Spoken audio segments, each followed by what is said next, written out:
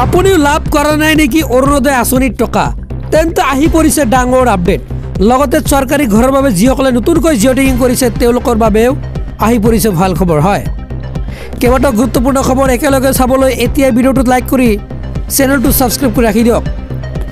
হয়, যিসকলে অৰুণোদয় আঁচনিৰ টকা পোৱা নাই, যিহেতু 10 তাৰিখ দিনাই টকা মুকলি কৰি দিয়ে, প্ৰত্যেক মাহৰ 10 তাৰিখ দিনাই যিহেতু পেঞ্চন আৰু অৰুণোদয়ৰ দিন, এই অৰুণোদয় আঁচনিৰ টকা সময় দিয়াৰ পিছতো এতিয়ালৈকে বঞ্চিত হৈ আছে বহু সংখ্যক মানুহে।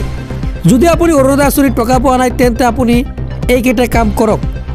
হয়, 10 তাৰিখ দিনাই লাখ লাখ লোকৰ বেংক একাউণ্টত ট্ৰান্সফাৰ কৰি দিছিল অৰুণোদয় আঁচনিৰ টকা, আৰু বহু সংখ্যক মানুহে এতিয়ালৈকে টকা পোৱা নাই।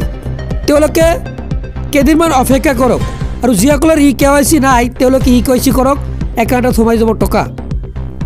হয়, আৰু যদি KYC কৰিছে তেন্তে কেইদিনমান অপেক্ষা কৰক, আপোনাৰ বেংক একাউণ্টত টকা সোমাই যাব। লগতে চৰকাৰী ঘৰৰ বাবে যিসকলে নতুনকৈ জিঅ' টেগিং কৰিছিলে তেওঁলোকৰ বাবে কেইবাটাও গুৰুত্বপূৰ্ণ খবৰ আহি পৰিছে। যদি জিঅ' টেগিং কৰিছে তেন্তে আপুনি কেইদিনমান পিছতে এখন লিষ্ট চাব পাৰিব।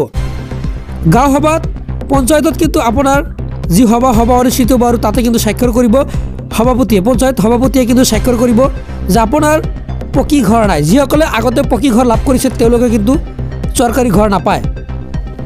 এতিয়া আগতে যিসমূহ ঘৰৰ লিষ্ট আছিলে সকলো লিষ্ট কিন্তু সমাপ্ত হৈছে, সকলোৰে টকা প্ৰদান কৰিব মুখ্যমন্ত্ৰীয়ে, এই কথা ঘোষণা কৰিছে।